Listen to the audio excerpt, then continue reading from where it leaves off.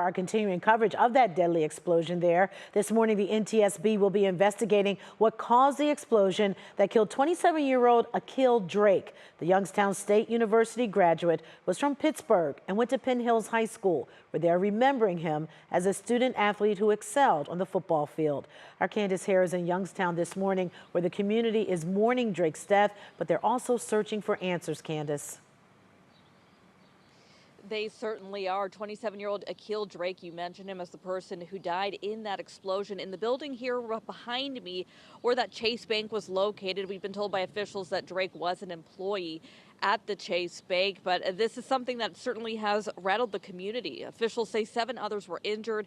At least one of them, we've been told by a loved one, faces a long recovery, and yet at the same time, crews are now working to ensure the public is safe after the building was severely damaged. The structural integrity of the building, that's the really big safety concern right now, as really only a shell of what was once that Chase Bank remains. The bank was only the first floor, but the building itself is 13 stories, and it also housed apartments. The residents of those apartments have not been allowed to go back home. There's nothing more immediate than life itself.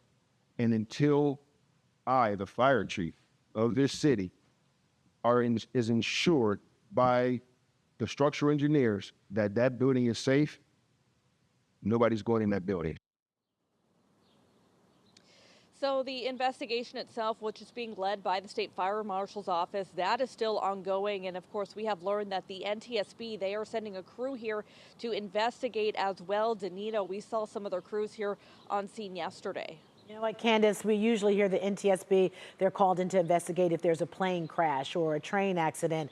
But can you explain, why are they being called in? Why the transportation board in this explosion?